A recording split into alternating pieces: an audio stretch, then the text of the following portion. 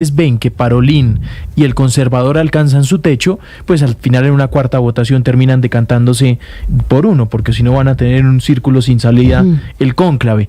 Y por supuesto también aparecen otras teorías, como las de los diarios italianos, que pues al final terminan dilucidando un poco de lo que pasó en ese cónclave. Exactamente, y es que si bien el mensaje de rapidez, porque ha sido uno de los cónclaves más rápidos para su elección, 2 días y 4 votaciones, lo que pasa adentro no se queda atrás en el tema de las tensiones y los enfrentamientos entre posturas de los cardenales que ellos debaten tanto. A ellos no les gusta que se diga que hay una división entre el conservatismo y el progresismo en lo que tiene que ver con el legado de Francisco. Y para analizar todo esto que pasó allí, saludamos a esta hora, a las 10:41, a nuestra analista de aquí de la casa, analista internacional, María Teresa Aya. Teresita, feliz domingo y feliz Día de la Madre. Muchas gracias, María Camila, Juan Camilo. Un buen día también para ustedes, un buen domingo. Teresita, ¿usted qué le dicen estas versiones sobre lo que pasó al interior del cónclave? Finalmente el mensaje puede ser positivo de unión frente a la Iglesia, a los 1.400 millones de fieles que tiene la Iglesia, pero mire que pues no está exento el proceso de las polémicas. Podría ser optimista, María Camila, y mirar el proceso pensando que ni Parolin, como decían ustedes, ni los que quieren acabar con las reformas, entre ellos cardenales que quieren volver a la misa de espaldas y en latín, lograron superar un techo. Eso quiere decir que los votos que sacó el cardenal Prevost, hoy León XIV, son los votos de la mayoría que quiere un término medio. Entonces eso sería una visión positiva, decir que son más los cardenales que quieren y se dan cuenta que los extremos no llevan a ningún lado y se decantaron por el medio. Ahora todas las versiones, como contaba Juan Camilo, apuntan a que de todas maneras logró esos 2/3, pero los logró casi que raspando los 2/3. Entonces él tiene que hacer un trabajo grande para mantener ese camino y sobre todo buscar la unión entre las dos grandes facciones que tiene la Iglesia. Y sí, así ellos no quieran que se sepa, que se vea, que se note, sí hay una división parece al interior de la Iglesia Católica. Para lograr esa unión, Teresita, él me parece que ha querido tener en su discurso, pero también en su imagen, en sus señales, cierta cercanía con Francisco, lo nombra en las homilías, pero en ciertas señales también se aleja del papado de Francisco. Claro. Basta ver el primer saludo en ese balcón que hizo, ¿no?, a sus fieles. Él está tratando de mostrarse como es y yo creo que él sí cree en el Papa Francisco. Fue a su tumba ayer, estuvo visitándolo. Sus primeras palabras fueron de agradecimiento al Papa Francisco. Al día siguiente nuevamente dijo: recordemos la obra y el legado del Papa, y fue a visitar su tumba. Y hoy, cuando salió al balcón al mediodía, hora del Vaticano, también habló del reconocimiento al Papa Francisco y su interés por acabar las guerras. Dicho eso, se ha presentado como un papa que respeta ciertas tradiciones que tal vez estaban guardadas en el baúl de los recuerdos durante el papado de Francisco. Por ejemplo, su atuendo el primer día cuando salió, la casula roja que Francisco nunca usó, la estola negra y dorada que lo hemos visto usar en diversas ocasiones, la manera en que hace las cosas. Y es que en el Vaticano, hay que decirlo, hay de forma y de fondo y de fondo y de forma, y él está tratando de mostrarse congraciándose con unos en la forma, que eso es muy importante para los conservadores, pero su mensaje es también un mensaje que apoya ciertas de las reformas del Papa Francisco. Teresita, dicen muchos que igual Latinoamérica tuvo papa y parece que es así, ¿no?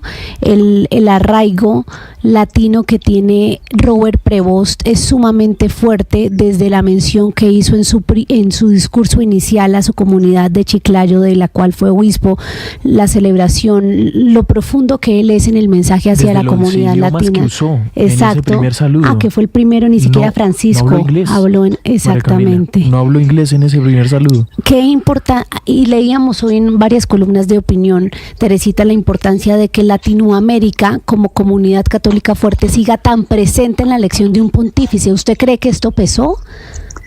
Yo creo que eso fue muy importante. Como decía Juan Camilo, recordemos que el primer día no habló en inglés, y les cuento otra historia, María Camila.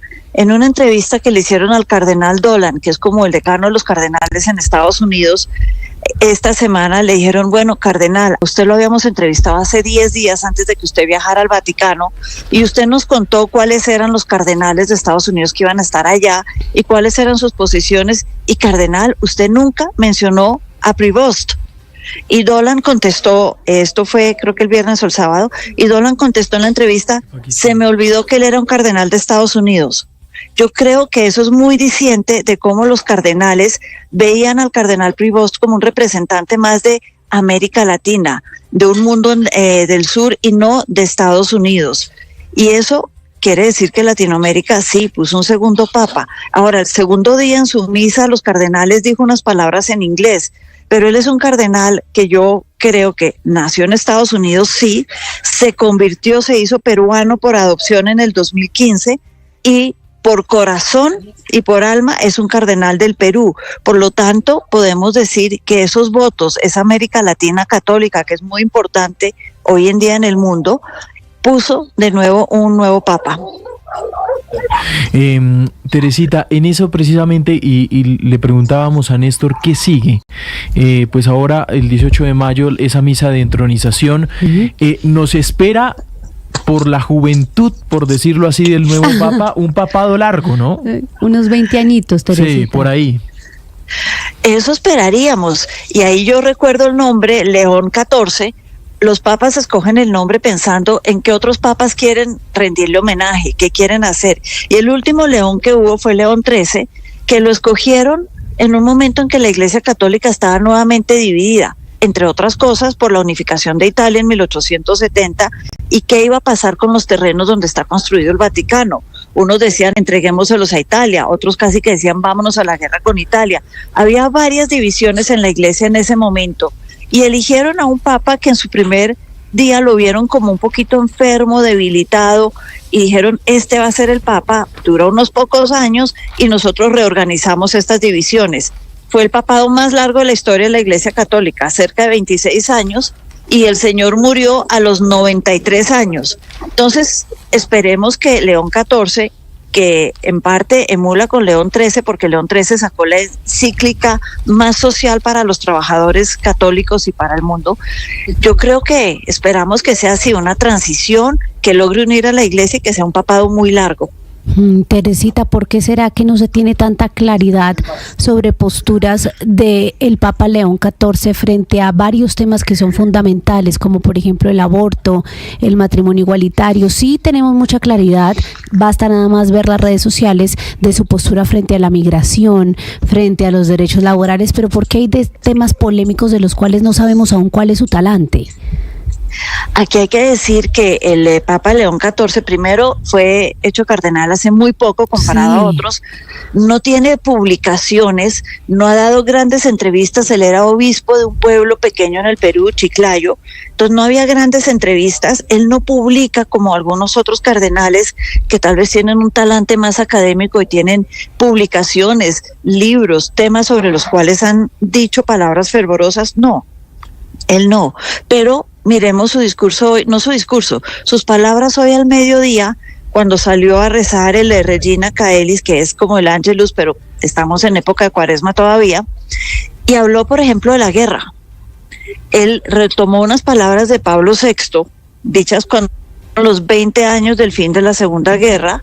Él dijo, ahora son 80 años, y repito las palabras de Pablo VI, no más guerras. Es decir, está empezando a mostrar qué es lo que él cree. Y cuando habla de la guerra en Ucrania, además de la paz, dice importante el regreso de los niños. Recordemos que hay niños que están, ucranianos que están en Rusia. Y cuando habla de Gaza, habló de las dos partes, del regreso de los rehenes y de acabar con el exterminio que está pasando en Gaza.